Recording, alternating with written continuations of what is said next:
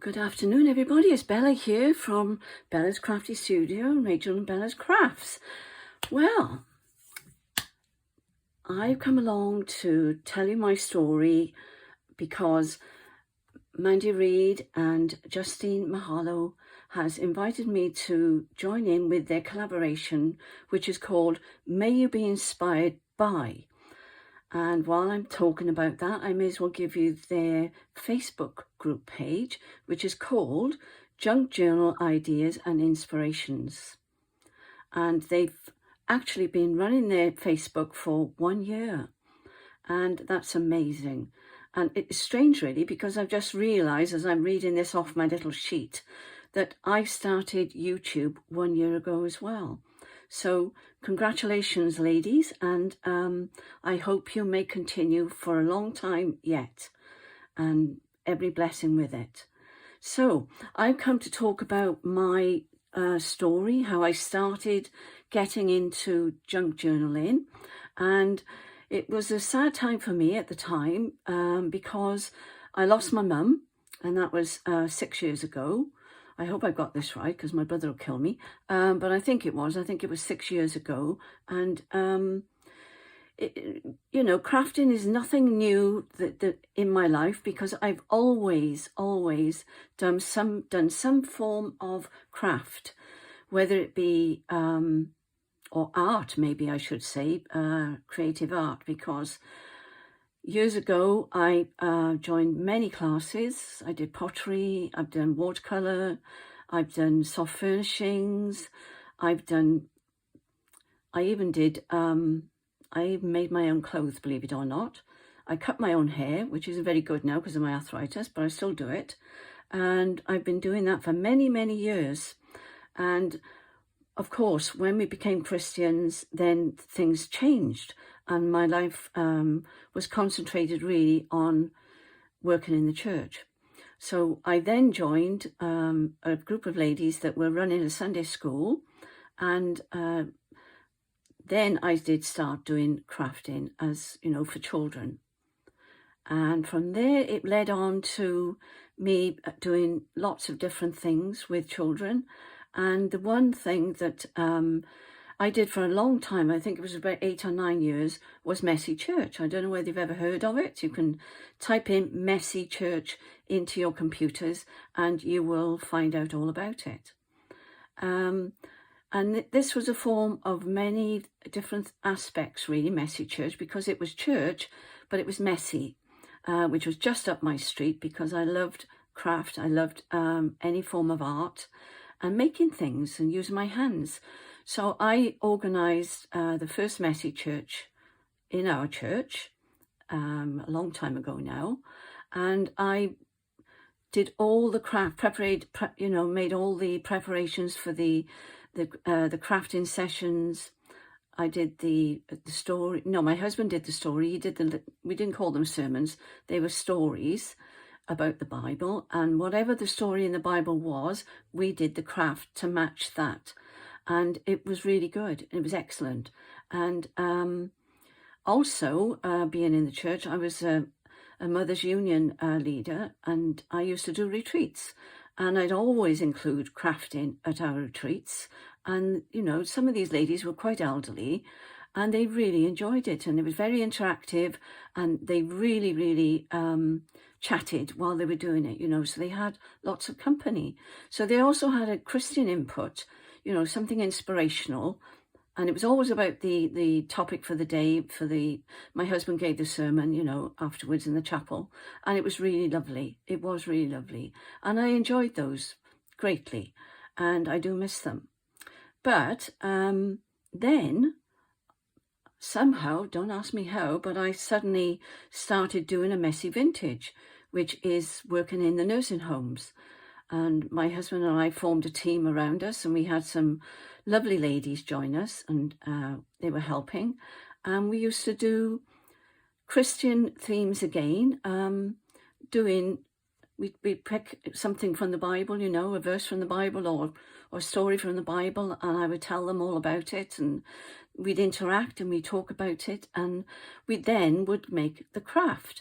and they absolutely loved it. And we used to use a lot of you know, the stick-on glitter things. I forget what they're called now, but they loved that. They absolutely loved it.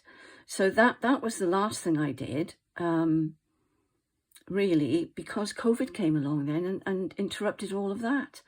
And whilst we were in the middle of COVID, we moved across the valley, or across the mountain, I should say, to Blenavon, and of course everything came to a standstill.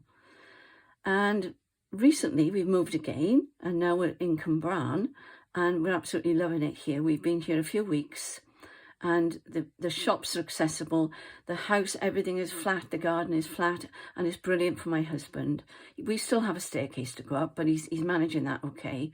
And it's just been, you know, a journey, and that's my story. If it, you know, from the point of view from my mum passing away, I was sort of missing her weekly visits and missing her.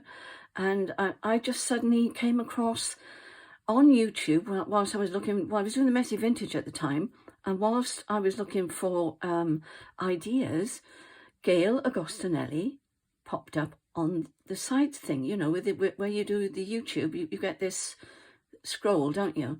And I thought, oh, I went, and it just said journaling, and I did journal. I've journaled for years. And I tell you what else I've done, and I've got hundreds of pads of those. I used to write what the sermon was about. As they were preaching, I would write it down, so because I've got a shocking memory, and then I would go home and I would read it again. So I was used to journaling, and I've always kept a diary, but this was something else. This was another league. And when I saw what Gail was doing, it absolutely blew me away. And I just could not get over how wonderful and how pretty and how beautiful she made everything look. Well, that was it then. I was hooked, wasn't I? So I made my first one. And if you've seen my daughter's, what's this called? # May You Be Inspired By Rachel Bella Crafts. Her name's Rachel. Then she will showed you my first journal, and she has it, so I can't show it to you.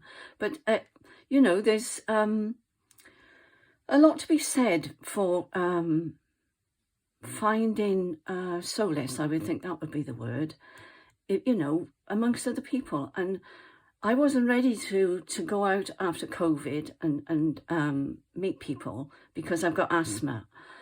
Well, this was another world that opened up to me, and it was just absolutely delightful. And not only that, just meeting other Christians on YouTube and not talking about the Bible, not, you know, Bible thumping or anything like that, but just lovely people and encouraging one another and loving one another and sharing things. It's just amazing. Sorry.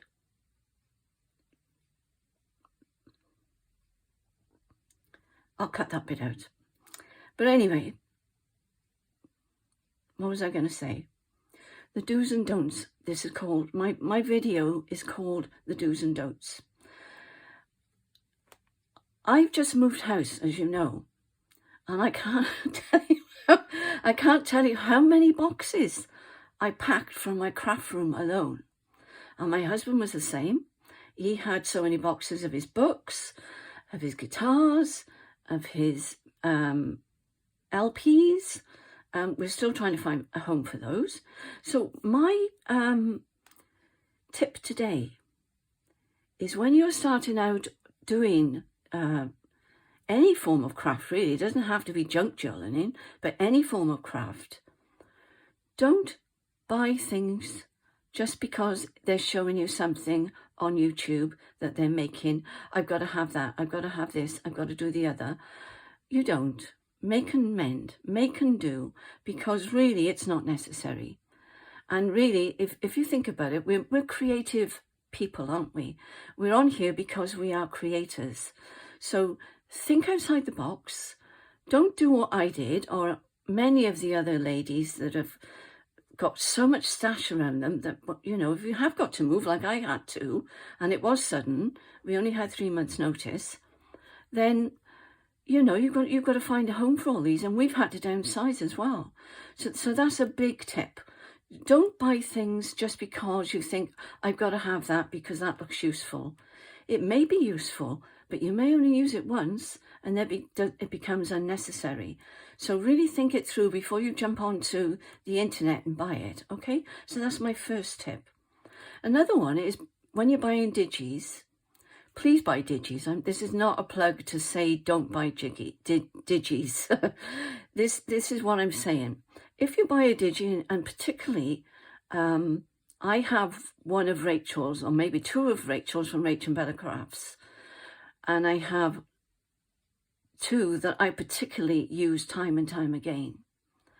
And I was getting into the habit years ago, because I've been doing this for 6 years, I was getting into the habit of buying a digi, using it once, and then forgetting. I couldn't even find it on my computer. But now, if I find something I really love, I will keep using it. And I will use it in different ways. I will use it in different themes. I will add lace, or I will make it vintage. I will do different kinds of things with it. So think outside the box with your digis as well. That doesn't mean to say you don't have to buy digis. I've got loads of Roxy Creations digis, and they are absolutely stunning. But I use them time and time again. And I think it was about a year ago I discovered Ruby and Pearl, maybe less than that. And I use hers time and time again. And I think it develops your style. It helps you to develop a style that suits you, rather than keep on buying more and more things. Because you know what it is. Somebody said on the YouTube that they couldn't find, I think it was Roxy actually, Rachel from Roxy Creations, she couldn't find one of her digis. She did find it eventually, but gosh, she had to search for it, and that was a recent one. So that's a don't. And also, don't hoard. Don't be collectors and then just hoard things. Use them. And if you want to have something special, make a special journal to put those special things in. And then you have them, and you can take them out, you can feel them, you can touch them, and you can just look at them. And I've made a lovely slow stitch book. It's packed away now. I haven't unpacked it yet. I'm waiting for the shelves to go up. But I love to get it out, and I love to look at it and feel it, you know, and all my favourite laces are in them.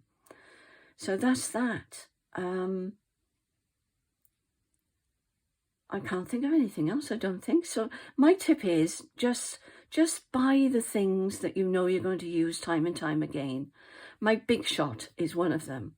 I love the Big Shot. And this little, you know, things like this, things that you know that I mean, look at the state of it. But I use it time and time again. And I'm a devil for buying containers. I'm sorting out my containers now, and tins. I've been collecting tins. I've got a bag over there, and I think, well, they've got to go, because my craft room is smaller, the house is smaller, and it's making me think outside the box. So I'm going to leave it there, folks, and I'm just going to encourage you to be creators of your creative space. Don't buy things that you don't need to buy. And you will love them. You'll cherish them. I've got loads of scissors. I don't need all those scissors. I've got a drawer full of scissors. You know, things are tight these days. So, especially if you have young families, think before you buy, and be inventive and be clever, because I know you're all capable of it, and we are creators. Thank you for listening, and I hope you've enjoyed this. Please give me a thumbs up. Please leave me a comment, and please subscribe if you haven't already subscribed, because it all helps my channel.